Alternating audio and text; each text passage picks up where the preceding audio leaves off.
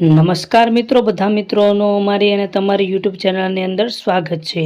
તો બધા મિત્રોને જણાવી દેવાનું કે આવનાર સમયોમાં છે ગુજરાતમાં સૌથી મોટી છે તે આગાહી કરવામાં આવી છે, તેમજ ગુજરાતના કેટલાક વિસ્તારોને છે તે પણ રેડ એલર્ટ છે આપવામાં આવેલા છે। તમે જોઈ શકો છો કે ગુજરાતમાં અત્યારે છે જોરદાર છે પવન ફૂંકાઈ રહ્યો છે અને આ પવનો છે એ મુખ્યત્વે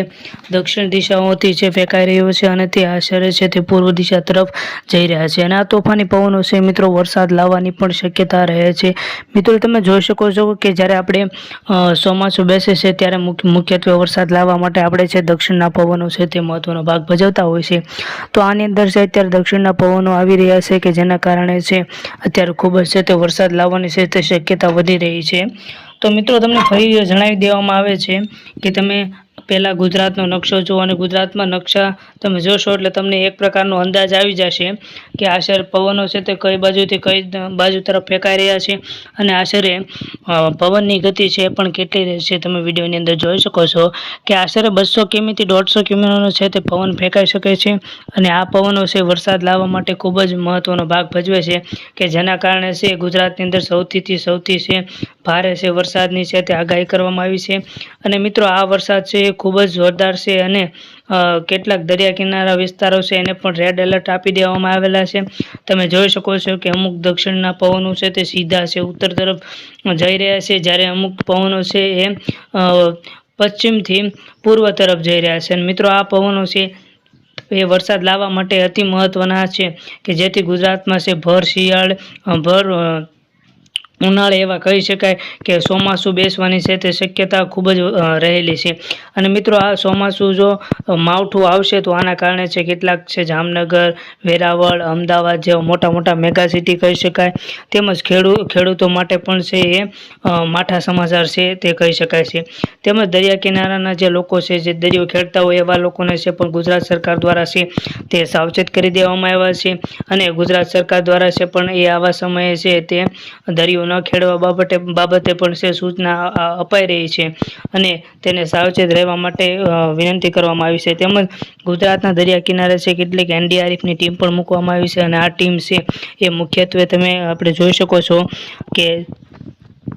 અને મિત્રો આ એનડીઆરએફની ટીમ છે એ પણ છે અત્યારે ગુજરાતના લોકોને છે સુરક્ષિત સ્થળોએ છે તે લાવવા અને લઈ જવા તેમજ મુશ્કેલીમાં આફતમાં જે લોકો સંડોવાયા હોય તેવા લોકોને છે એ મુખ્યત્વે બચાવવાનું કામગીરી છે એનડીઆરએફની ટીમ વગેરે કરતા હોય છે। પરંતુ મિત્રો અત્યારે ગુજરાતના લોકોને ખાલી સાવચેત કરી દેવામાં આવે છે તેમજ ખેડૂતોને જે પોતાનો પાક છે તે વહેલી તકે લઈ અને યોગ્ય સમયે છે તેનું ઉત્પાદન કરી અને યોગ્ય સમયે છે તેને વેચી દેવાનું જોઈએ, કારણ કે જો આ માવઠું પડશે તો આના કારણે છે તો કેટલાક લોકોના છે તે ઘઉં છે તેમજ અન્ય પાક ઉત્પાદનો છે જે વરસાદ પડવાને કારણે છે તે એનો નાશ થઈ શકે છે। માટે ગુજરાત સરકાર દ્વારા પણ છે અમુક પ્રકારની જે અંતે છે સહાય આપવામાં આવે છે કે જેમાં તમે છે યોગ્ય વળતર એને પૂરું પાડવામાં છે, જો એનો પાક છે એ નુકસાન જાય છે ઉપરાંત એનો પાક છે વરસાદ અથવા માવઠુંમાં જો આવી જાય છે તો સરકાર દ્વારા છે એને યોગ્ય વળતર પૂરું પાડવામાં આવે છે, એવી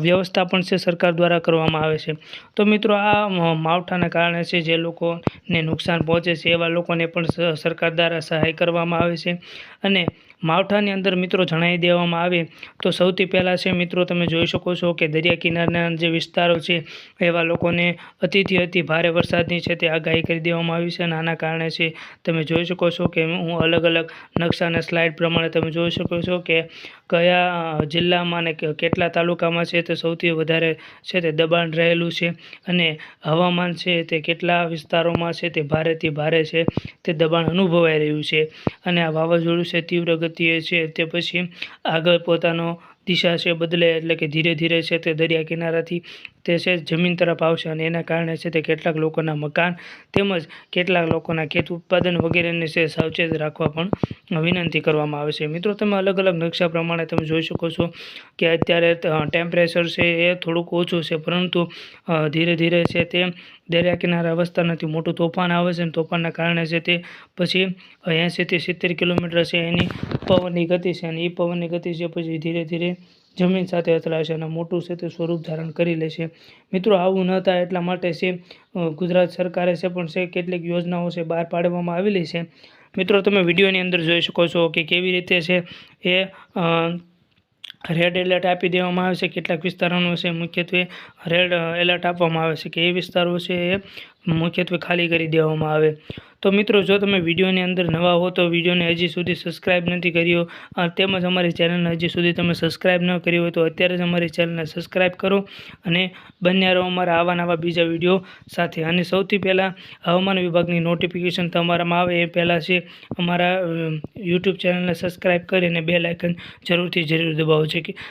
જેમ કે હવામાનની વિભાગની આવનાર માહિતી છે તે સૌથી પહેલાં તમને મળે એ માટે અમારી ચેનલને બેલ આઇકન પણ જરૂર દબાવજો. તેમજ મુખ્યત્વે પરિવાર કહેવામાં આવે છે કે મિત્રો, સાવચેત રહેજો, સતર્ક રહેજો અને કાંઈ પણ